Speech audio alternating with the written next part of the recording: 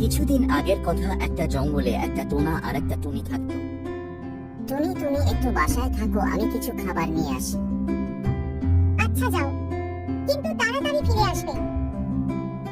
তারপর টোনা খাবার খুঁজতে চলে যায়। তারপর টুনি তার বাসায় গিয়ে বসে থাকে। কিছুক্ষণ পর আজকে টোনা আমাদের ডিমগুলো দেখলে অনেক খুশি হবে, কারণ আজকে আমি দুটো ডিম পেরেছি।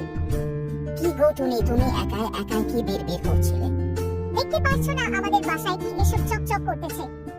ওমা, আজকে তুমি দুটো ডিম পেরেছো, তাই আমাদের বাসা এত আলোকিত হয়ে আছে।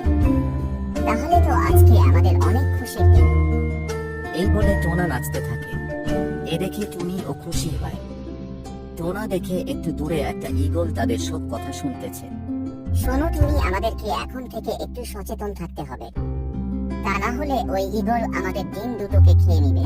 তাহলে এখন কি করব টোনা? আমার তো এখনই ভয় করতেছে। ভয় পেও না টুনি, এখন থেকে আমাদেরকে একসাথে কোথাও যাওয়া যাবে না। এই ধরো, আমি যদি খাবার খুঁজতে যাই তুমি বাসায় থাকবে, আর যদি তুমি খাবার খুঁজতে যাও তাহলে আমি বাসায় থাকবো।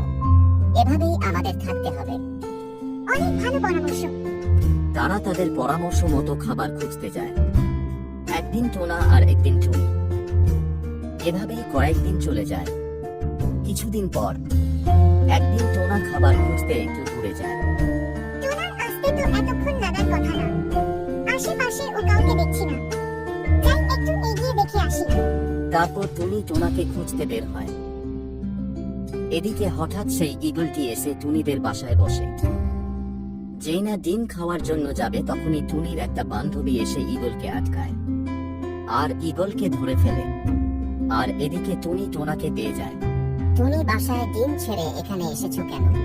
বাসায় আশেপাশে দেখলাম কেউ নাই, তাই তোমাকে খুঁজতে এলাম।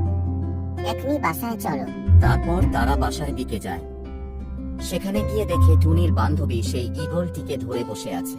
তারপর তারা তিনজন মিলে ঈগলটিকে মেরে ফেলে। অনেক ধন্যবাদ মিনু তোমাকে। আজকে যদি তুমি না থাকতে তাহলে জানি না কি হতো। আমাকে ধন্যবাদ দিয়ে আর ছোট করবেন না আপনারা। এখন থেকে সাবধানে থাকবেন। এই বলে মিনু সেখান থেকে চলে যায়। তার কিছুদিনের মধ্যে তাদের দুটো ফুটফুটে ছানা হয়, আর তাদেরকে নিয়ে তারা সুখে শান্তিতে দিন কাটায়।